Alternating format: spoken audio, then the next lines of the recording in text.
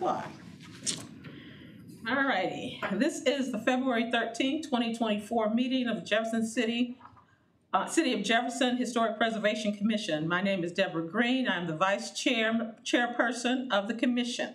Okay. Please, commissioners, silence your phones or other electronics. And we'll have an introduction of commissioners. We're going to start on my right. Sure. Brad Schaefer, Brian Warren, Deborah Green, Laura Ward, and Tiffany Patterson. All right. You have the agenda before you. I need a motion to adopt the agenda. So move. Second. It's been moved and seconded that we adopt the agenda as presented. All in favor, please say aye.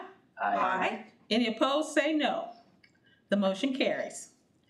We need an approval for the regular minutes of the January 9th, 2024 meeting. May I have a motion to approve the minutes after you've read them? so moved. Second. Okay, we have a motion to approve the minutes of the January 9th, 2024 meeting of the commission. All those in favor, please signify by saying aye. Aye. Any opposed, say no. Abstaining, I wasn't present. We have one abstention. Okay. There is no old business, so we will move on to new business, section 106 at 715 Clark Avenue. Yes. No. We tried all this before the meeting. And it won't pop up? No. Okay. We'll guide it through your packets. All righty. Okay, so as you'll recall, any project that is utilizing federal funds is required to go through Section 106 of the National Historic Preservation Act. Thank you very much. Appreciate you, Doris. Let's see if I can catch up on the screen. So one of the requirements is that we solicit or engage the tribes and also the State Historic Preservation Office to make sure that we are not negatively impacting, in this case, cultural resources. So this project is a community development block grant project. It comes through our emergency home repair program. The property owner is seeking to make the bathroom more accessible for a wheelchair-bound child. It's hard for her to get her child in and out of the bathroom. So she's asking for ADA retrofits to her home, so that way she can have a more environmentally friendly home for her child. In order to increase the area, it would involve removing an interior wall and relocating the plumbing and electrical fixtures and adding a wall back by taking up floor space from the adjoining room. So up on your screen, you'll see the outside of the property, which is located at 715 Clark Avenue, the rear property.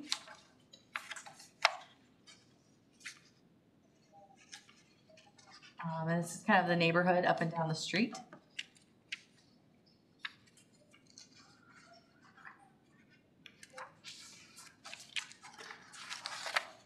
I guess the interior photos did not make it. But one of the requirements before we send this off to the State Historic Preservation Office and the tribes for review is to have it go through the Historic Preservation Commission. Within your packet, you have the criteria that we would submit along with it.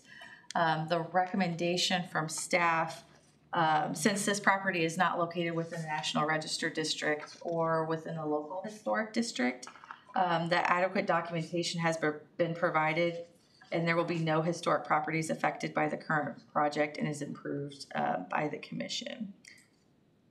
I'd be happy to answer any questions. I just have one comment about the language. I don't necessarily disagree, but it doesn't matter if it's a local landmark, if it has to be listed in the National Register or eligible for listing in the National Register under Section 106 of the National Historic Preservation Act.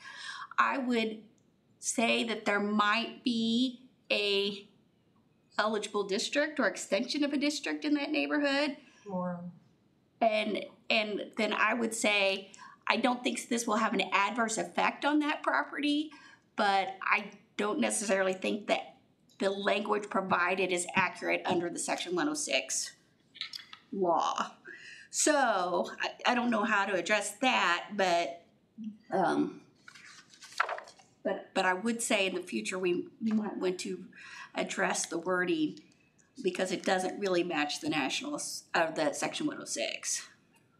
That's just my comment. But I don't think it will have an adverse effect on this property by redoing the bathroom. I think that's a useful thing. And it won't impact the eligibility of that building for listing in the future. Can I follow up? So, but because this is something that we produce, Right. so we can. I think that's a great idea, and we never caught it. Yeah. So within the checklist, so it says and or listed within the National Register listing, which that's kind of weird too. Let's. Yeah. Yeah, it we says could like put eligibility in here. yeah, I would add that, it is listed or eligible for listing within the National Register of Historic Places. But then if you do that, and I'm not saying don't do that, I think that's a good idea. Would that be a check? Because none of these are marked.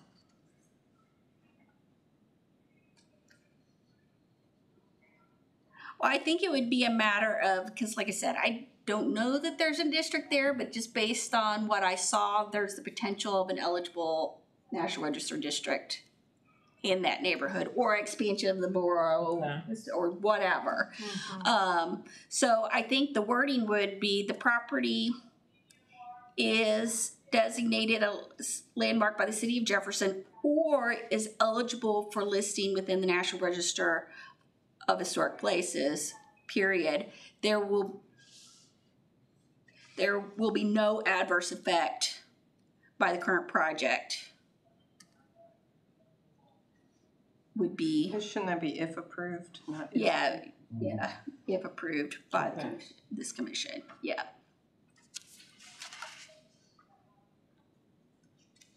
So if so for tonight, if we freshen up this language, if approved, and then we add, if this body wants to approve the Section 106, we'll check mark that fourth box. Mm-hmm. So if it's okay with you, Madam Chair, we clean this up, Okay.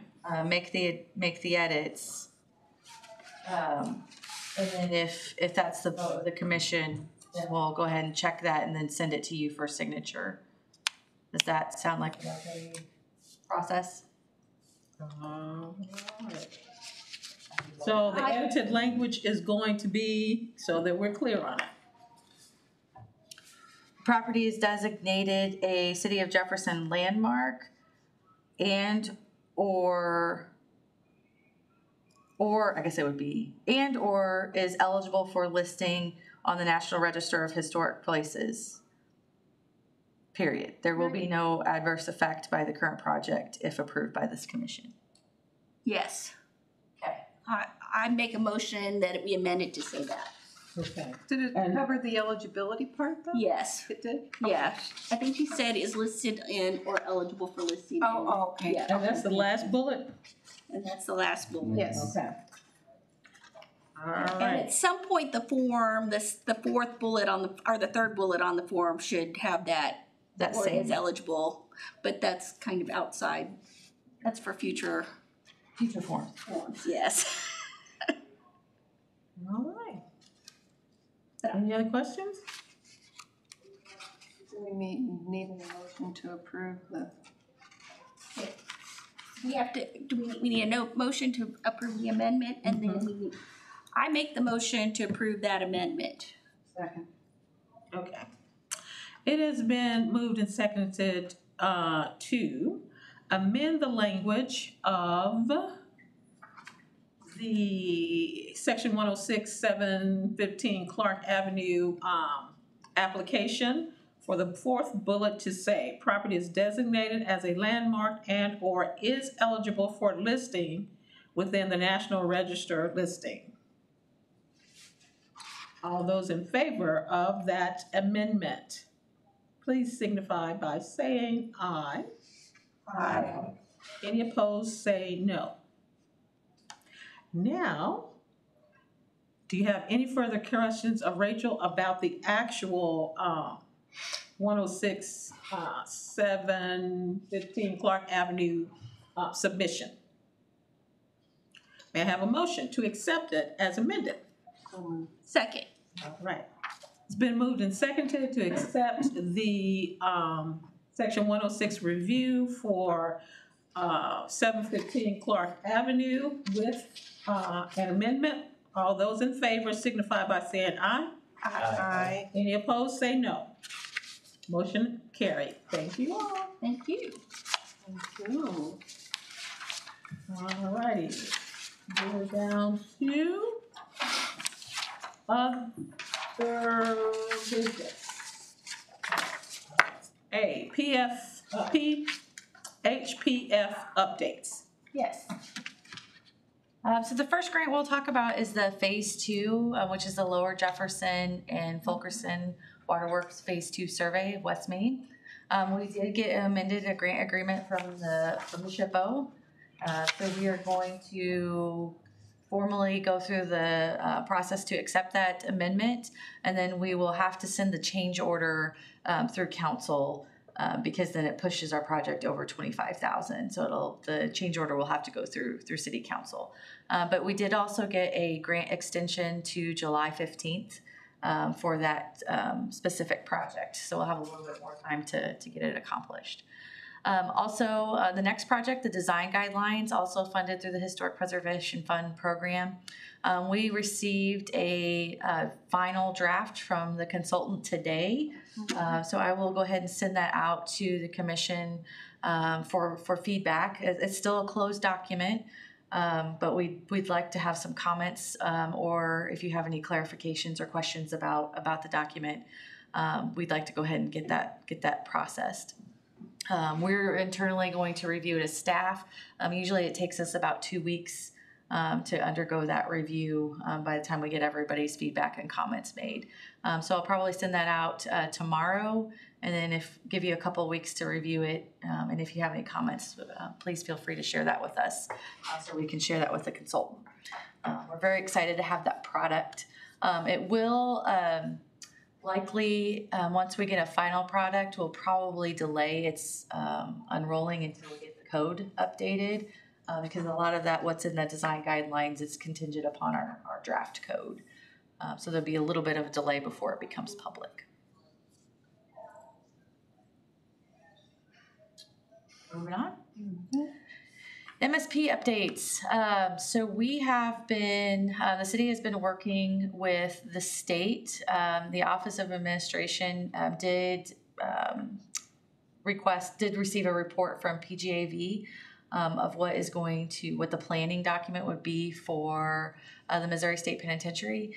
That plan is public somewhere. I have a private draft copy, but I haven't seen it in its polished up version, and I would also like to share that with the commission once I get my hands on it.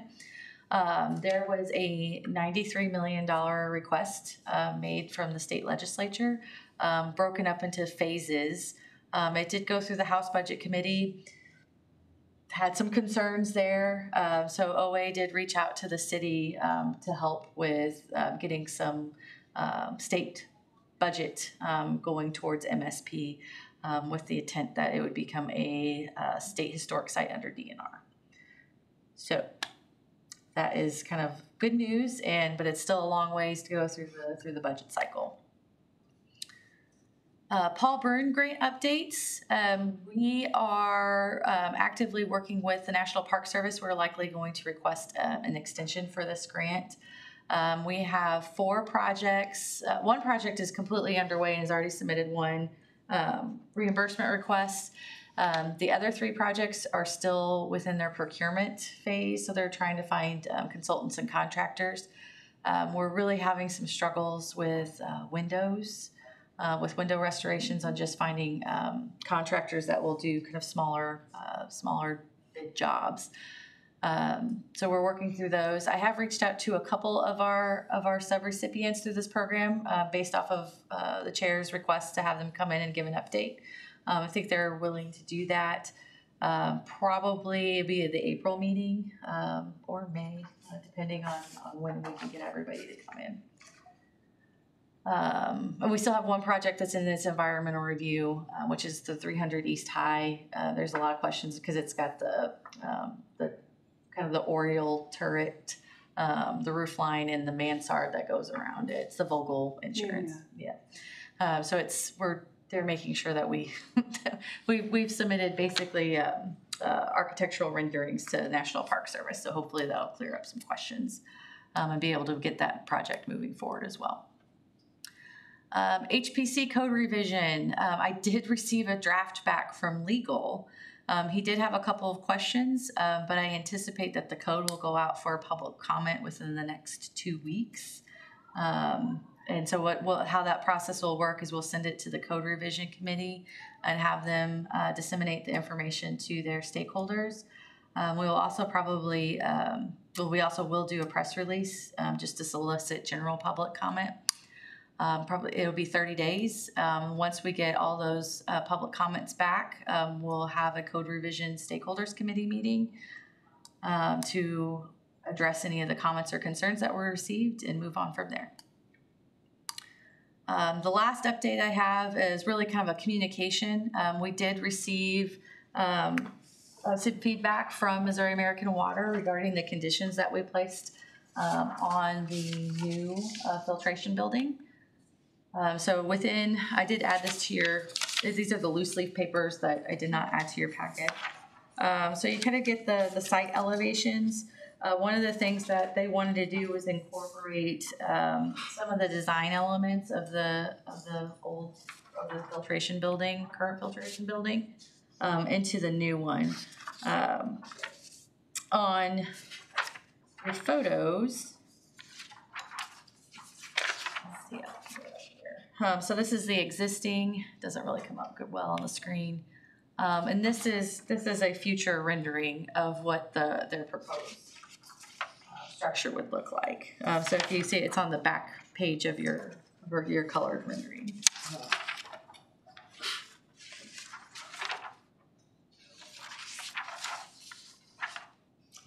One of the things that we also requested was to update the chain link fence to be a little bit more neighborhood friendly.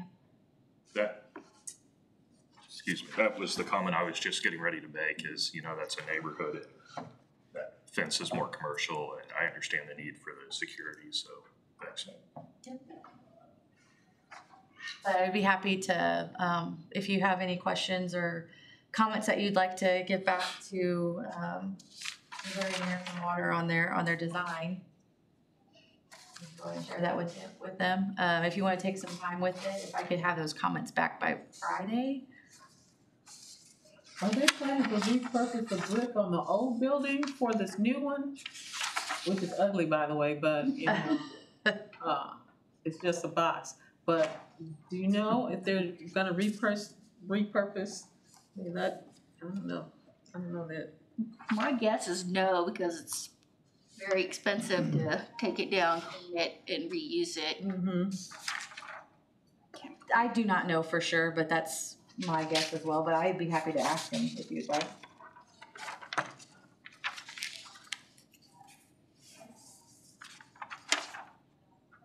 How old did we say this building was? From the 20s. 20s. Okay. Yeah. So. Yeah, it does have an Art Deco look, so. Gorgeous. Mm-hmm.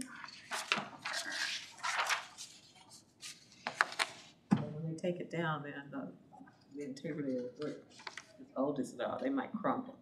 So, at any rate. Are there any other questions about the update?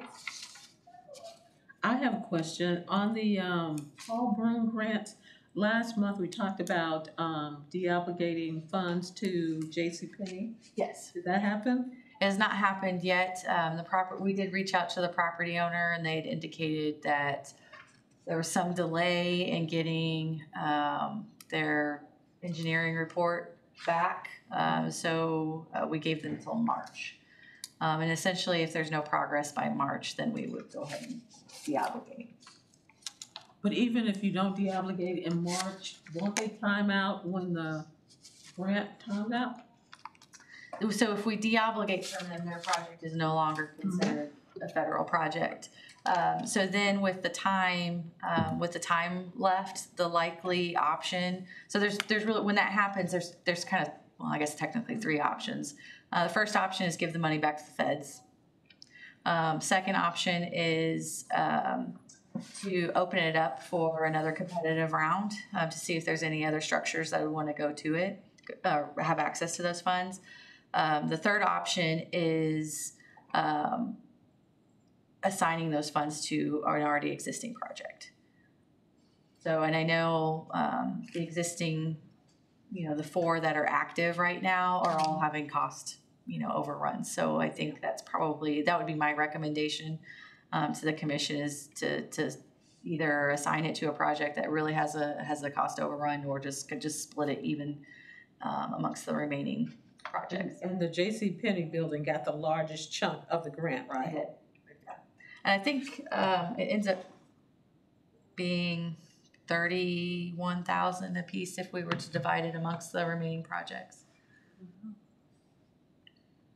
And you said that one project was already completed. Which project was that?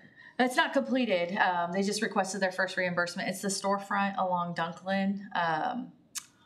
Of course, I don't have my. The 100 block. Yeah, it's Cobb's. Yeah, it's Larry Cobb's structure, and one of the things that they did, what they did first was redoing. They had the porch on the back, so it's not the exciting storefront, the exciting stuff, but it's the more of the getting it up to code and having the egress off the back. It was one of the things that popped up on the Walter P. Moore structural survey that they needed to correct. So they have went ahead and submitted reimbursement for that. Safety's important. Exactly. Do we know or have any updates on that building in that same block, the old Mason place? Was it 262? Dunklin. Yes. We do. I don't know, but I did find probably about 6 months ago he did come in and give like a general update. So we can reach back out to him and see how that project is. He has started it and is still right. There are no enforcement issues on that structure. Say that again. There are no code enforcement issues on that structure, so there's nothing that we would go in and inspect. So he requested because those have been alleviated. So he did come in and request a permit for like temporary electricity. Yeah. So that's sort of the last that we've heard from him. But there hasn't been any complaints. Awesome. From it. So far, a success. What about is it 701 Jefferson, the one that we approved a second time to demo, and it's still not 901. 901. Yes, 900 block. Yes. I have not heard any updates on that one. May I make a suggestion to whomever can get it to the proper staff? Can we get the orange plastic fallen down temporary fencing and orange cones removed from it? It's an eyesore and it's been there now almost a year. From The 901? property. I get complaints about it all the time. In fact, someone just said to me today, wasn't that building supposed to be torn down? And I said, yeah, twice. And they said, well, that looks like a really good building. I'm like, yeah, it does. I'll check into it. I do know, we require property owners, if they have an overall fall hazard, to secure their structure. It's falling everywhere. And I also had to report that the back door was wide open.